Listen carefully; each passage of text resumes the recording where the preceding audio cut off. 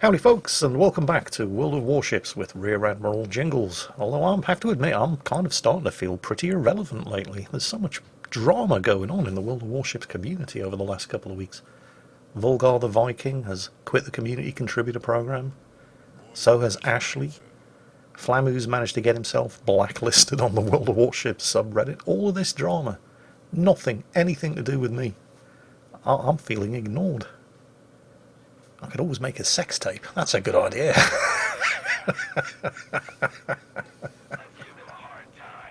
Yeah, apparently, so I've heard, old men doing young girls is quite a popular subgenre. I'll have to ask Rita if she knows any young girls. Oh, I'm going to pay for that one. Nothing. Oh, shit, don't worry, we'll edit that out. Although I should probably hasten to add, because I don't want to go into the shit on this one, that when I say young ladies, I do of course mean young women above the legal age of consent in all relevant jurisdictions. What's that? Too late for a disclaimer? I'm in the shit on Twitter already? Well, I was looking for drama. Well anyway, now that I've achieved my lifelong dream of remaining socially relevant on Twitter, this, in the Russian, well, Soviet, Tier 7, light cruiser the Shchors, is Hallker. He said I could call him Dave if I wanted, but I'm pretty sure I can pronounce his name. I am pronouncing it correctly, right? Possibly not. What's that fuss in chat? Who's... Oh dear. Looks like the Acaster accidentally triggered his smoke screen early. Serious case of fat fingers over there. The team are all having a good laugh about it, of course. Anyway, back to Hallker and the Shchors.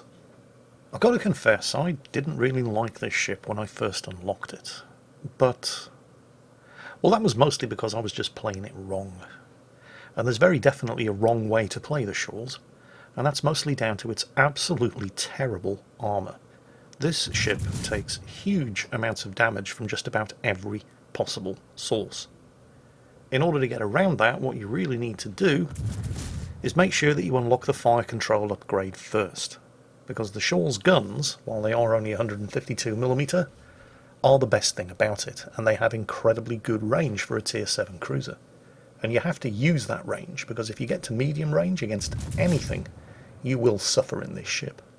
With the upgraded fire control unlocked, these 152mm guns can fire out to a range of nearly 17 kilometers, and the shell velocity is exceptionally good as well. 950 meter per second muzzle velocity. They're practically rail guns.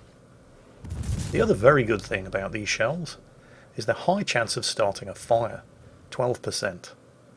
And you have 12 of these guns, and the rate of fire is very good. So you're going to be setting a lot of fires. Even if you take the IFHE skill, which is recommended, because if you don't, you're going to have a hard time doing anything other than setting fires to battleships, you still get a 6% base fire chance. And you're firing 12 shots with each salvo, and you have a very fast reload.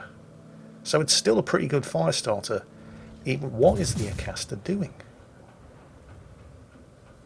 I mean, I could ask the question, what the hell is the Pensacola doing as well? It's not the best armoured cruiser in the game either, and it just kind of suicided straight up the middle. But why would the Acaster get that close to a Pensacola and not torpedo him? I just don't understand.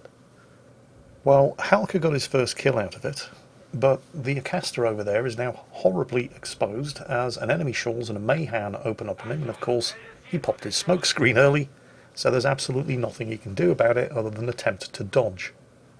In fact, there's a general all-round cluster going on amongst those friendly ships over there.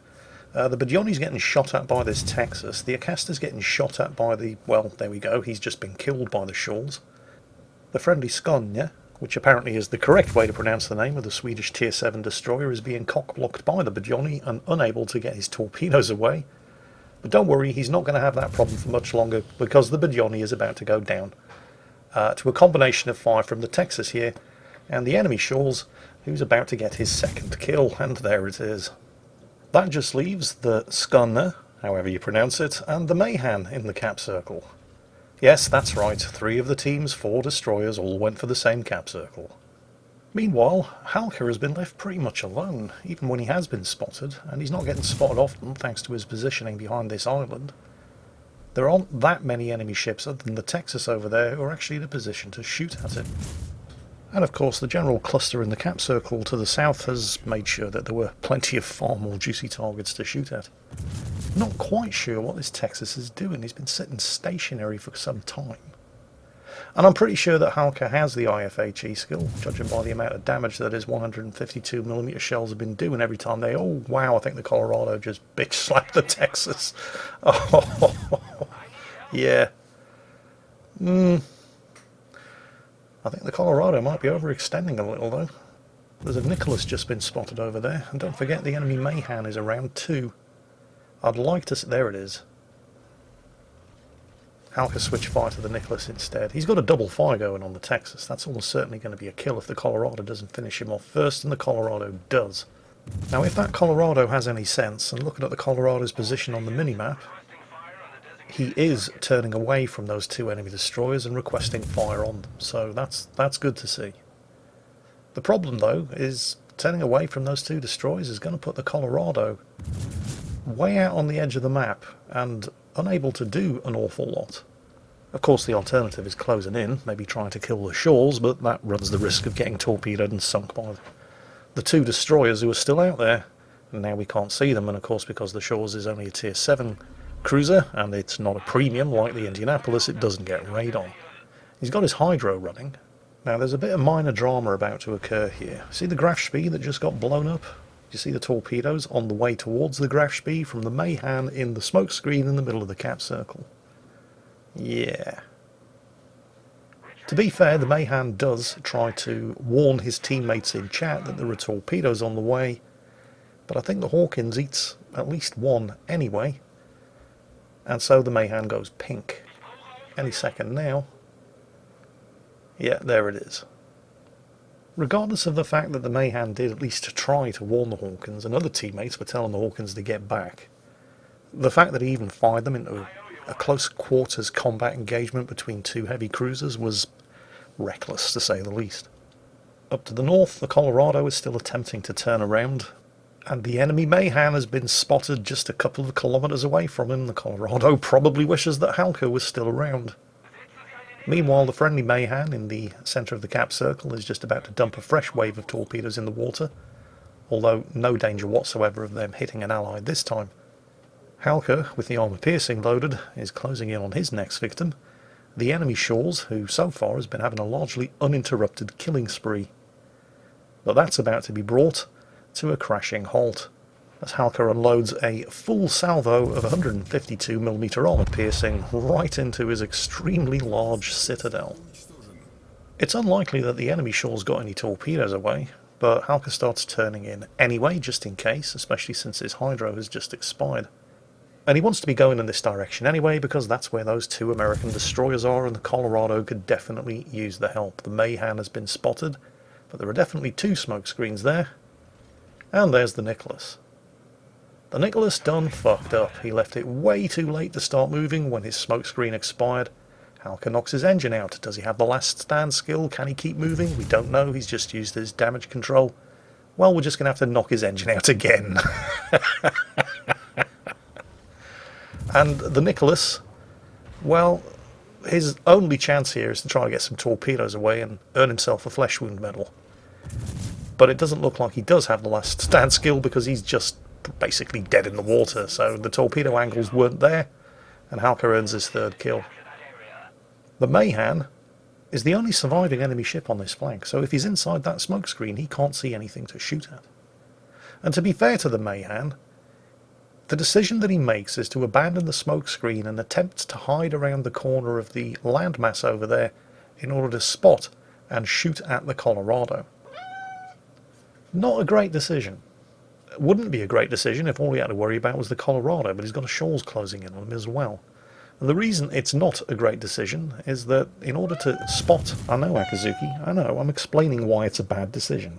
Backseat admirals. The reason why it's a bad decision... I can't help but get the feeling that somebody wants her scratches. I might have to fuss over a cat after this video's done. But anyway, the reason why this is a bad decision is that he can only temporarily spot the Colorado. He has to pop out from behind cover, spot the Colorado, and then pop back in. And then fire over cover. And he's not been doing a particularly good job of it, because every time he's tried, he keeps getting spotted. And of course his smoke screen, which is now dissipating, has successfully blocked any vision that he might have had of Hallker closing in the Shchors. So if that Mayhan had made the decision to run to the south, well, he obviously hasn't, because he'd have been spotted by now if he had. So he must be tucked into that bay up ahead, which means he's got nowhere to go. He might have his torpedoes ready though. In fact, he probably will, because we didn't see any torpedoes being fired in the direction of the Colorado, which would have made a lot more sense than sitting there taking pot shots at him with the 127mm guns. Hydro now, there it is, and yep, there are the Mayhan's torpedoes, and that is kill number 4, and the Mayhan stands no chance whatsoever of earning himself a flesh wound medal. Of course, the downside of all this is that the pink friendly Mayhan, Hallker in the Shchors, and that Colorado up to the north are the only 3 ships left alive on the team. Hallker and the Mayhan over there still have most, if not all, of their health, and while the Colorado's taken some hits, he's almost certainly still got some heals left. The enemy Mayhan and Nicholas, even if they didn't sink anything, did at least succeed in ensuring that the friendly Colorado to the north was kept out of the fight for as long as possible, and it looks like the friendly Mayhan has bitten off a lot more than he can possibly chew down there. He's found himself an enemy destroyer to play with. The Mayhan is yelling for assistance, as well you might in that kind of situation. But, well, I mean, the Colorado's saying, yeah, I got your back, but what exactly can he do from that far away? Hallker's heading over there as fast as he possibly can, which is considerably faster than a Colorado, but he's still too far away to do anything. And you can see what the Mayhan was trying to do before he died, because the team are not far short 200 points behind, as well as being outnumbered 2-1, although they do have 3 of the caps, so naturally you're going to want to hold on to those caps for as long as possible, which is what the Mayhan was trying to do. It's just a shame that he thought he could do it single-handed, and didn't think it was a better idea to fall back and wait for backup.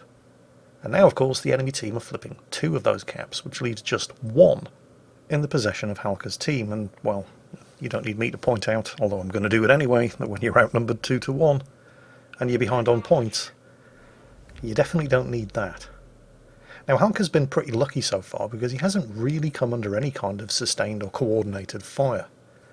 A lot of that was due to his teammates providing much more juicy targets, and also he has made pretty good use of available cover, whether those were islands or smoke screens handily dropped by enemy destroyers. But that's not something he's going to be able to continue to expect to rely on. Also, he has to stay reasonably close to the Colorado, because he's the Colorado's best defense against any torpedoes. And he needs to keep the Colorado alive, not just because he's his only surviving teammate, but the Colorado can take hits that he can't.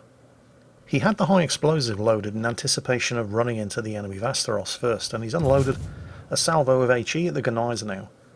And that's when he spots the Omaha and the enemy Colorado, and that's really bad news for everyone. It's bad news for the Omaha because he's a tier 5 cruiser that isn't the fur attacker, so he's pretty much made out of citadels, but it's also really bad news for Hallker because that's a Colorado. And the Shchors is a tier 7 cruiser that's basically made out of citadels. And while he's pretty easily able to shrug off the 152mm AP from the Omaha, and the Omaha at that kind of angle is not going to shrug off his 152mm AP, and in fact is suffering from a bit of a pants-on-head moment as he drives into the island. But Hallker's only defense against the Colorado is to stay nose in and hope that he misses, because the Colorado's 16-inch guns are easily capable of overmatching his bows and citadeling him from the front. Well, he got the Omaha, no big surprise there, and there's the Kraken Unleashed to go with the Confederate they just earned. Switches back to the high explosive to assist the friendly Colorado against the Gneisenau, who has not yet managed to flip that cap circle, and between them they take him out. Good news, bad news, they've spotted the Vasteros, but the Colorado has now cleared the island, and that one didn't miss. That was probably a single 16-inch armor-piercing shell that crashed right through his bows and citadeled him from the front.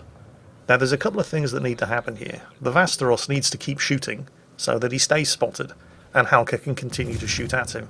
But the Vasteros is not falling for that old gag, and yep, sure enough, we kind of expected, based on his angling and positioning, that there would be some torpedoes on the way towards the Colorado, so hopefully the Colorado, yep, he realised that he was about to get torpedoed, and he took steps to avoid it. But what I'd also like to see happening here is Hallker, please stop moving forward. We've already had demonstrated in graphic detail your armour's inability to stop a 16-inch armour-piercing shell. The only thing that's going to stop any is that island on your left, so you need to keep it between you and the Colorado. But he keeps moving forward. I don't know why. He's not going to charge out into open water and spot the Vasteros. Oh god, there's the Colorado. Wait, no, he's shooting at the friendly Colorado. And the friendly Colorado's shooting back. Oh, nice shots. It looks like the friendly Colorado definitely got the better of that engagement. That Hallker, seriously, it's too late now. He kind of dithered here. He didn't know whether he was going to move forward in order to spot the Colorado and shoot at the Colorado or back off behind the island, and that left him slow and unmaneuverable, which means he took a torpedo. Luckily, it's a Swedish torpedo, so it doesn't do a huge amount of damage, but what does do a huge amount of damage, because he didn't back up into cover around the island, was the Colorado's 16-inch armour-piercing shells. He was extremely lucky to not die there and then. He's finally taken the hint, and he's getting something big and solid between himself and the Colorado. You're in a Shchors, right? You need to be at maximum range. Especially when there are battleships around. Okay. He's no longer being spotted. Oh wait, no, he is. That means the Vasteros must have slipped around that island to the north. Oh, in fact, the Vasteros has started capping A up to the north as well. So yeah, that ties in with what we've observed. It's not good news, of course, because they have closed the points gap, although they are still behind. But they need to retain control of 2 of the caps and kill something in order to win, while staying alive themselves. And that means somebody's going to have to go hunting destroyers, and it's not going to be the Colorado. So Hallker goes for it. Which once again leads to a bit of a good news, bad news situation, because the timing is both terrible and fantastic. It's fantastic because it means he avoids the torpedoes, but it's terrible because he's getting shot at by the Colorado again. Luckily, he's managed to angle sufficiently that he takes that hit on the belt, the only possible circumstance in which a Colorado's 16-inch AP wouldn't have obliterated him. He gets some shots off at the Colorado, fails to set a fire, fails to sink him. He's spotted the Vasteros. If the Vasteros had fired his guns at this point, this match would have had a decidedly different outcome. But he doesn't. He continues trying to rely on his torpedoes. He's trying to go undetected, but Hallker does manage to get the final killing salvo away. There's kill number 6. And then, plot twist, you see the gap between those 2 islands? Fuck me. How unlucky was that? Just perfect shooting by the enemy Colorado. You've got to hand it to him. He managed to slap those shots between the gap at just the right angle, at just the right time to get the kill. And that means it's now Colorado against Colorado. Unfortunately, the enemy team are more than 100 points ahead. They have 3 of the cap circles, and there's less than 2 minutes of this match remaining. And it's Colorado, the slowest tier 7 battleship in the world, against Colorado, the slowest oh wait, he sees him! He's only got 700 health! Come on, Colorado! You can do it! For the win! Oh my god, that dispersion! And that's it. The enemy Colorado just has to get around the corner of this island, and he's good. He can stay there. The friendly Colorado is never going to get over here in the time remaining. They're behind on points. They're behind on caps. That's it. He's gone undetected. There's no longer anything for the friendly Colorado to shoot at, and there's only a minute of this game left. But he takes a shot anyway. Boom! Headshot! Yet another plot twist in a battle full of them, and what a way to finish. Now, epic though that undeniably was, unfortunately Hallker did not send in a post-battle results screen. And I know you lot like to complain if there's no post-battle results screen at the end of the video, so I made my own, and here it is. What? It's a post-battle results screen. It's pretty damn good if I say so myself. You're welcome, and as always, take care, and I'll catch you next time.